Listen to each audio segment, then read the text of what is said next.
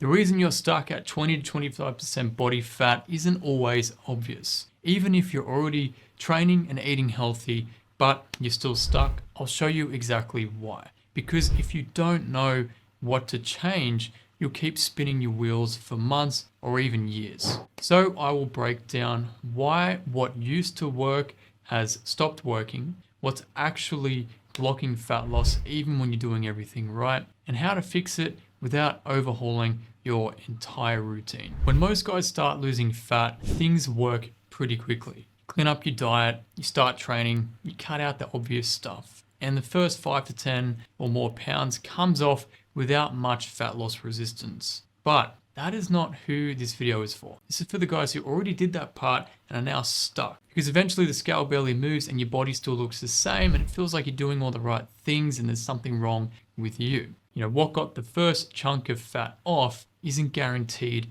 to get the rest off.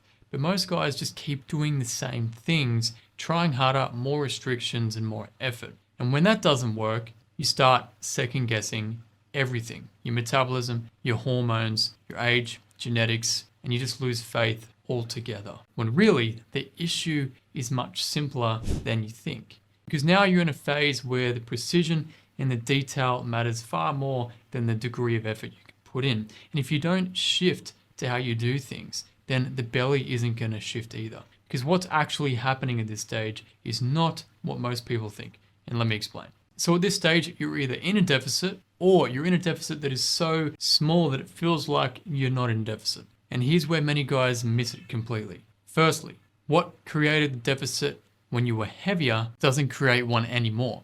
Your body has adapted. So what still feels like dieting is probably now close to your maintenance. Second, your nutrition is inconsistent or it's just inaccurate. Even if you're tracking, it's easy to miss drinks, oils, snacks, small nibbles and bites of this and that there, and they add up fast. So tracking some days and guessing on other days just doesn't work. A few hundred extra calories a day is enough to crush your deficit. Third, you're losing fat for a few days and then delaying it for a few days, like you're putting in all the effort with nothing to show for it. Monday to Thursday is clean and structured and controlled, and then when the weekend hits, it's the meals out, the drinks, and there's less structure to it. And it's easy to justify a cheat day, but it can take 3 to 4 days to recover, not one. So you're not undoing everything, but it's like you're spending half the week losing fat and another half just on pause. Fourth thing, you may be very active for a few days, but then life gets busy,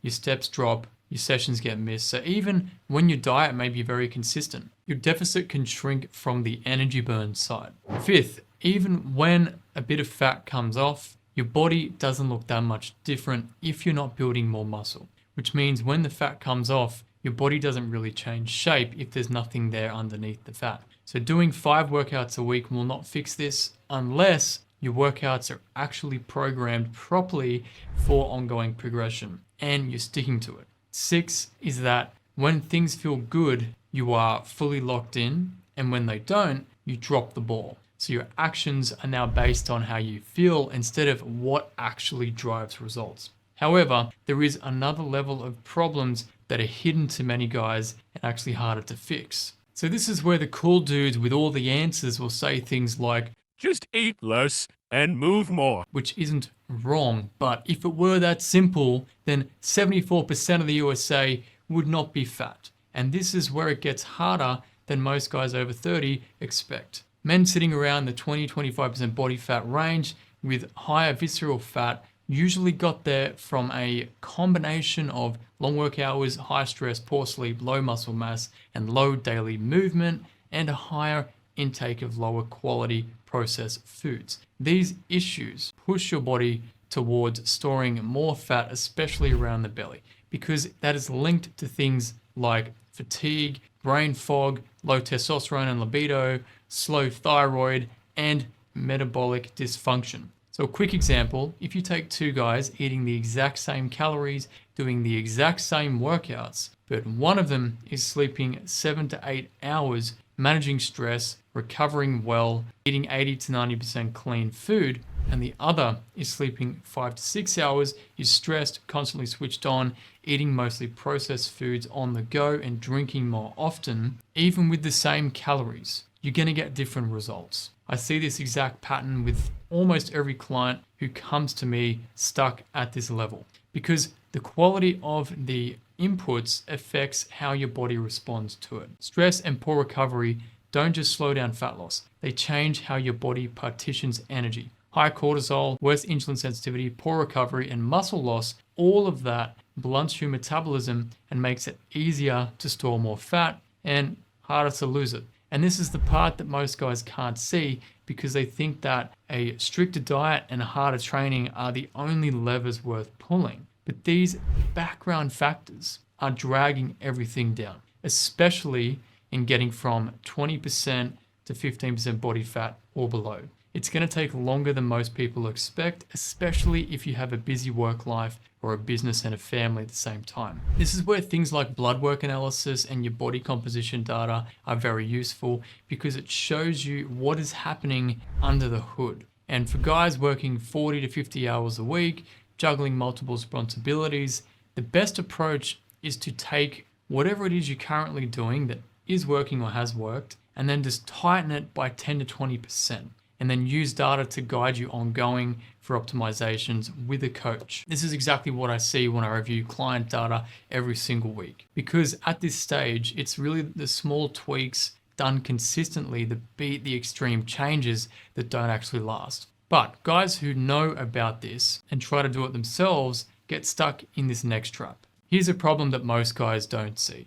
It's like trying to fill up a bucket. You keep pouring the water in and training harder, eating more strict, doing more, but the level never really rises because you didn't notice that there's holes in the bottom of the bucket where things are leaking out. And these holes are everything that we just talked about. The inner health leaks that need fixing. See, at 20% body fat, the main lever is not just training harder. Your nutrition precision is. And that means figuring out your true deficit and staying in it consistently for longer periods of time. And then fixing any blowouts quickly so you're not letting one meal turn into a 2 to 3 day spiral. More gym sessions won't fix a diet that isn't structured properly. Second, you might think that getting to 15% body fat should feel like it did getting to 20%, but it won't. Getting to 20% feels like momentum, whereas going from 20% to 15 feels like a grind. And that is just how this phase works. Third thing, if you're waiting for motivation to come back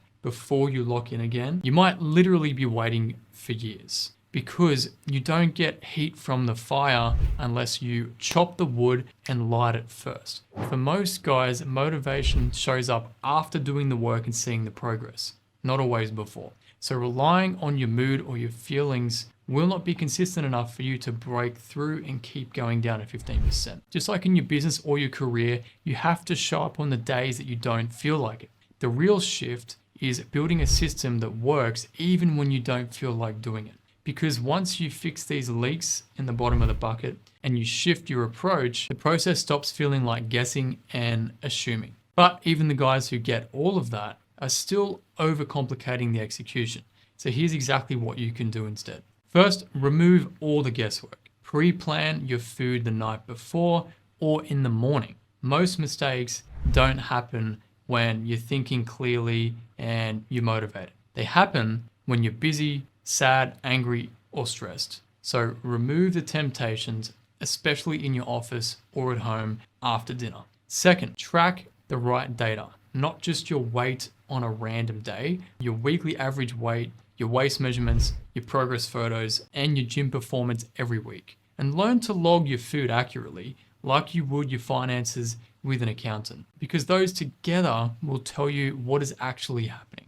You might not see the scale drop much, but your waist can be shrinking and you can be looking leaner in the mirror. Third thing is slow down. Don't overhaul anything, because cutting out everything you enjoy or doubling your workload will burn you out faster than a New Year's resolution. Instead, adjust one thing at a time to measure exactly the outcome of doing that. Take a data-driven approach instead of throwing all the shit at the wall to see what sticks. And that could be just tweaking one meal, adjusting one workout, increasing your steps at a certain time of the day, or pulling back on your weekly alcohol consumption. Just simply sleeping more. And that can be enough to create a real consistent change in your deficit. And fourth, structure your training properly. You don't need 5 different chest exercises or to hit every single machine at the gym. Just 2 to 3 properly structured sessions per week, around 45 to 60 minutes with progression every single week,